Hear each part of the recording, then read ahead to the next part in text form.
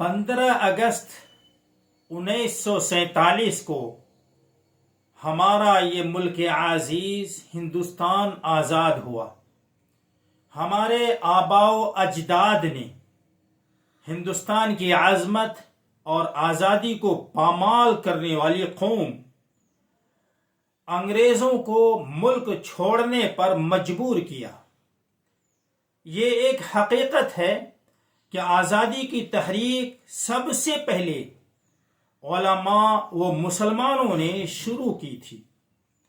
علماء اور مسلمان انگریزوں کی مخالفت کو دینی و مذہبی شعار سمجھتے تھے۔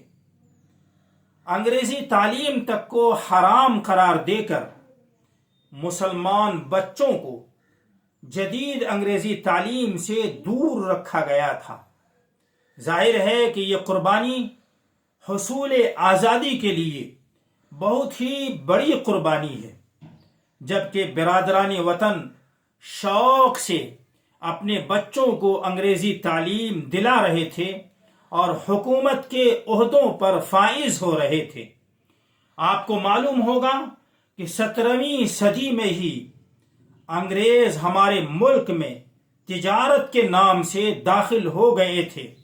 پھر انہوں نے چوکیاں قائم کرنا شروع کر دیا اور دھیرے دھیرے فوج جمع کر کے اپنے آپ کو طاقتور بنا لیا۔ پھر ایسٹ انڈیا کمپنی نے علاقائی راجاؤں کو اپنے زیر اثر لے لیا اور 18ویں صدی میں کمپنی راج قائم کر دیا۔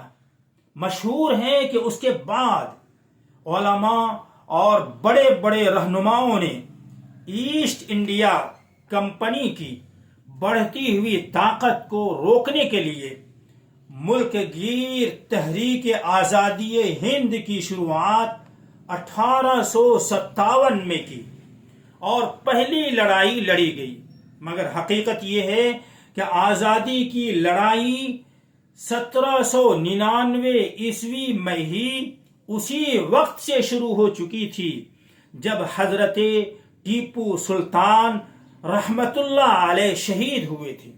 حضرت ٹیپو کی شہادت کے بعد ہی علماء نے یہ محسوس کر لیا تھا کہ اب ہمارا یہ ملک غلام ہو گیا ہے، اور جب انگریزوں نے 1803 عیسوی میں یہ اعلان کر دیا کہ آج سے ہمارا حکم چلے گا، تو حضرت شاہ عبدالعزیز محدث دہلوی رحمۃ اللہ علیہ نے فتویٰ صادر فرما دیا کہ آج ہمارا ملک غلام ہو گیا اور اس ملک کو آزاد کرنے کے لیے جہاد کرنا ہر مسلمان پر فرض ہے۔ پھر کیا تھا؟ چنگاری کی طرح سے یہ فتویٰ پورے ملک کے کونے کونے میں پھیل گیا۔ مسلمان سر پر کفن باندھ کر نکل گئے اور اس وقت سے سن 1857 عیسوی تک مسلمان تنہا انگریزی حکومت سے ٹکراتے رہے۔ انگریزوں نے انہیں پھانسی پر لٹکایا، کالا پانی کی سزا دی، صفوں میں کھڑے کر کے گولیاں چلائی، شوٹ کیا گیا۔ لاکھوں مسلمان جن میں بڑے بڑے علماء دین بھی تھے سب کو شہید کر دیا گیا۔ پھر 1857 میں دوبارہ آزادی کی لڑائی شروع ہوئی اور اس لڑائی میں ہندو مسلم سب شریک تھے، لیکن یہ بات بھی اپنی جگہ طے ہے کہ مسلمانوں کی تعداد اس میں بھی زیادہ تھی۔ دارالعلوم دیوبند اور جمعیت العلماء ہند نے آزادی میں اہم کردار ادا کیا۔